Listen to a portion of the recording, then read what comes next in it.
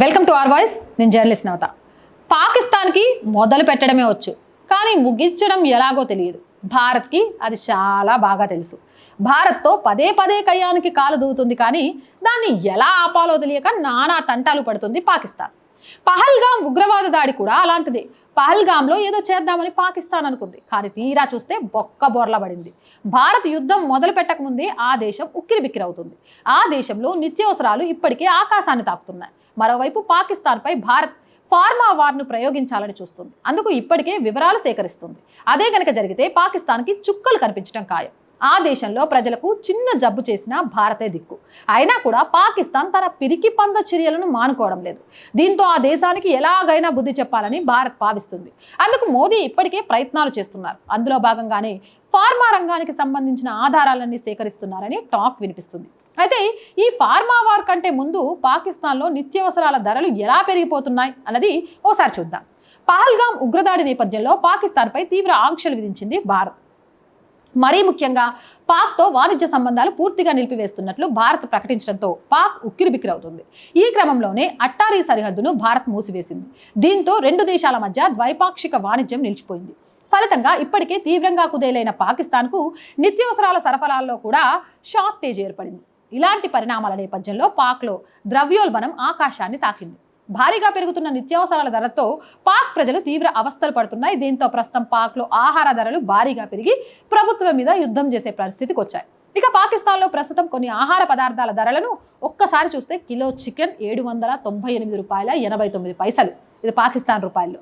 ఇక కిలో బియ్యం 339 రూపాయల 56 పైసలు, డజన్ గుడ్లు 332, లీటర్ పాలు 224, అరకిలో బ్రెడ్ 161.28 రూపాయలు, టమాటాలు 150 రూపాయలు, బంగాళదుంపలు 105 రూపాయలు. దీన్ని బట్టి చూసుకుంటే అక్కడ ద్రవ్యోల్బణం ఎంత తీవ్ర స్థాయిలో ఉందో అర్థం చేసుకోవచ్చు. ఇరు దేశాల మధ్య వాణిజ్యం బంద్ కావడంతో ఈ ద్రవ్యోల్బణం భవిష్యత్తులో మరింత పెరిగిపోయే అవకాశం ఉంది. గత ఆర్థిక సంవత్సరంలో భారత్ పాక్ ద్వైపాక్షిక వాణిజ్యం విలువ 3,838.53 కోట్లుగా నమోదైంది. రెండు దేశాల మధ్య వాణిజ్య సంవాదాలకు అట్టారీ భాగా సరిహద్దు కీలక పాత్ర పోషించింది. ఇప్పుడు ఆ మార్గం పూర్తిగా మూసివేయడంతో పాకిస్తాన్కు తక్షణ నష్టమే కాదు, దీర్ఘకాలికంగా ఆర్థికంగా మరింత దిగజారే ప్రమాదం తలెత్తింది.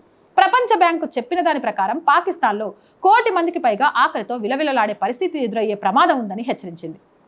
వర్షాభావం, పంట దిగుబడులు తగ్గడం వంటి కారణాలతో గ్రామీణ ప్రాంతాల్లో తీవ్ర ఆహార కొరత వంటి పరిస్థితులు ఏర్పడే అవకాశం ఉందని తెలిపింది. దీంతో పాటు 2% జనాభా వృద్ధి రేటుతో 19 లక్షల మందికి పైగా మిగతా సంవత్సరంలో తీవ్ర పేదరికంలోకి జారుకునే అవకాశాలు ఉన్నాయని ఆ నివేదికలో పేర్కొంది. ప్రస్తుతం ఇరు దేశాల మధ్య వాణిజ్యం మరింత దిగజారడంతో ఈ ప్రమాదం మరింత ఎక్కువయ్యే అవకాశము లేకపోలేదు.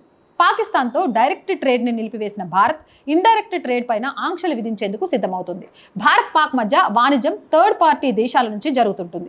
యుఏఈ, శ్రీలంక, సింగపూర్ వంటి దేశాల నుంచి భారత్ వస్తువులు పాక్ చేరుతుంటాయి. వాటిలో బంగారం, విలువైన రంగురాళ్లు, ఆభరణాలు, ఎలక్ట్రానిక్స్, ఈ కామర్స్ ఉత్పత్తులు ఉన్నాయి. Global trade research initiative data ప్రకారం ఈ థర్డ్ కంట్రీస్ ద్వారా $10 బిలియన్ పైగా విలువైన భారత వస్తువులు దాయాదికి ఎగుమతి అవుతాయి. వీటిపై కూడా ఆంక్షలు విధించేందుకు భారత్ సిద్ధమవుతున్నట్లు తెలుస్తోంది. ఇది కేవలం నిత్యావసరాలు, ఇతర వస్తువులపైన మాత్రమే కాదు. పాకిస్తాన్ సరైన దెబ్బ కొట్టాలంటే ఫార్మా ఎగుమతులపైన దెబ్బ కొట్టాలి. ఫార్మా ఉత్పత్తులు భారత్ చేతిలో బ్రహ్మాస్త్రంగా ఉన్నప్పుడు ఈ తరుణంలో దాయాదికి బుద్ధి చెప్పేందుకు భారత్ సిద్ధమవుతుంది. ఈ క్రమంలో పాక్ ఎగుమతి చేసే ఔషధాలు, ఫార్మా ఉత్పత్తుల వివరాలను డిపార్ట్మెంట్ ఆఫ్ ఫార్మాస్యూటికల్స్ సేకరిస్తోంది. ఆ వివరాలను అత్యవసరంగా పంపాలని ఫార్మా ఎక్స్పోర్ట్ బాడీ ఫార్మెక్స్లను కోరింది. తాము పాకిస్తాన్కి ఎగుమతి చేస్తున్న ఫార్మా ఉత్పత్తుల డేటాను కోరామని pharmaceuticals export promotion council of India ఆ దిశగా పనిచేస్తుందని, త్వరలో ఆ వివరాలు పంపనుందని డిపార్ట్మెంట్ ఆఫ్ ఫార్మాస్యూటికల్స్ చెందిన ఓ సీనియర్ అధికారి జాతీయ మీడియాకు తెలిపారు. ప్రభుత్వ గణాంకాల ప్రకారం భారత ఫార్మా ఉత్పత్తులను దిగుమతి చేసుకుంటున్న 219 దేశాల్లో పాకిస్తాన్ 38వ స్థానంలో ఉంది. పాకిస్తాన్కు దుబాయ్ ఒక ప్రధాన వాణిజ్య కేంద్రం. భారత్ నుంచి యుఏఈకి ఎగుమతి అయ్యే ఔషధాలను తిరిగి పాకిస్తాన్ దిగుమతి చేసుకుంటుంది. ఈ వాణిజ్య సంబంధాలను భారత్ తెంచుకోవడం ద్వారా పాక్పై తీవ్ర ప్రభావం పడుతుందన్నది మరో అధికారి అంచనా వేశారు. రెండు దేశాల మధ్య ద్వైపాక్షిక సంబంధాలు తీవ్ర ఒత్తిడికి గురి కావడం ఇదే తొలిసారి కాదు. బాల్కోటా వైమానిక దాడులు, ఆర్టికల్ 370 రద్దు తర్వాత కూడా ఈ పరిస్థితులు కనిపించాయి. ఇదే జరిగితే పాకిస్తాన్కి జలుబు చేసినా మందులు దొరకని పరిస్థితి ఏర్పడుతుంది. అయినా కూడా ఆ దేశం ఉగ్రవాద చర్యలకు పాల్పడుతూనే వస్తుంది. అందుకే ఈసారి గట్టి సమాధానమే చెప్పేందుకు భారత్ రెడీ అవుతుంది. అందులో భాగంగానే గతంలో ఎప్పుడూ రద్దు చేయని ఇండో వాటర్ ట్రీటీని రద్దు చేసింది భారత్. అంతటితో ఆగకుండా ఫార్మా ఎగుమతులు నిలిపివేసేందుకు సిద్ధమవుతుంది. మరి ఇది ఎంతవరకు ఇంపాక్ట్ చూపిస్తుందో తెలియాలంటే కొంతకాలం వేచి చూడాల్సిందే. పాకిస్తాన్కి ఇలాంటి బుద్ధి చెప్పాల్సిన అవసరం ఉందంటారా లేదంటారా?